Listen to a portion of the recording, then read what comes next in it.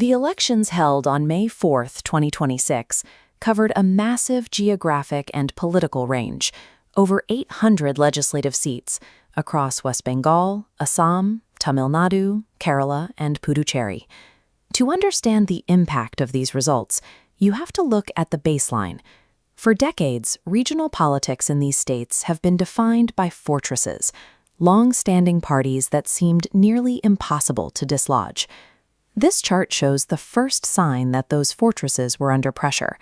In West Bengal, turnout hit a historic 92.47%. In Tamil Nadu, it reached 85.10%. Historically, when turnout climbs this far beyond the average, it suggests a mass mobilization that the usual political math isn't designed to handle. It often acts as a precursor to a shift in the status quo. The question for May 4 was whether these entrenched parties could withstand that surge, or if the electorate was about to redraw the math entirely. In West Bengal, that 92% turnout caused a complete collapse of the ruling Trinamool Congress. Since 2011, Mamata Banerjee has been the dominant force in the state, maintaining a reign that many analysts considered uninterrupted and secure. But the final count shows a new reality. The BJP secured its first major victory in the state, leading in 192 seats, a massive margin over the TMC's 94.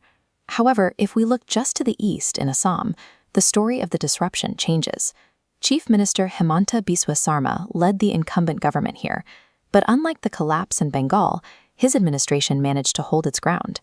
The BJP-led NDA dominated the state, securing 81 seats compared to 24 for the Congress-led alliance.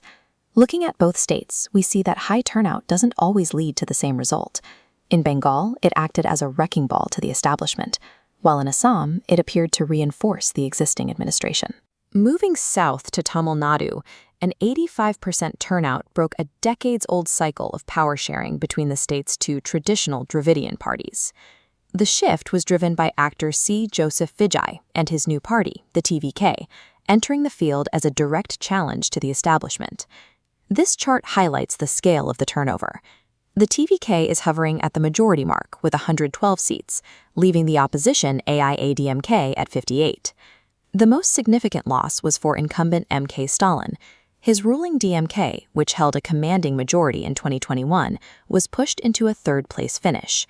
By choosing a political outsider with massive screen presence, the voters effectively bypassed the state's long-standing, traditional institutional parties.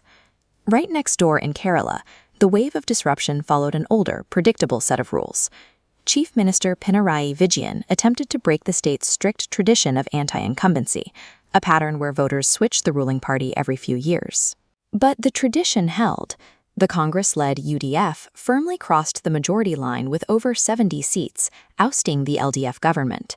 While voters in other regions looked for entirely new faces, Kerala's version of disruption was a return to its historical pendulum swing.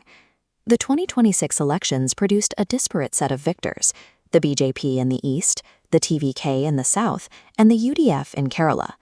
But the common thread across these regions is the scale of the loss for legacy powers like the TMC, the DMK, and the LDF. In these specific contests, we see that regional legacy and long-term dominance were not enough to insulate these parties from a mobilized electorate. It suggests that when a viable alternative is presented, even the most established political fortresses face a high-risk environment.